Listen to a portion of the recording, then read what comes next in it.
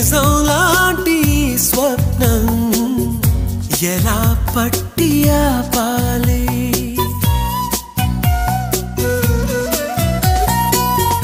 కలే అయితే ఆ నిజం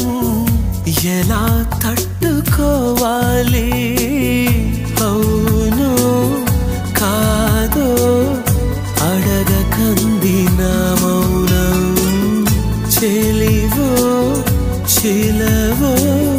తెలియకుంది నీ రూపం చెలిని బంధమల్లుకుందే జన్మ ఖైదులా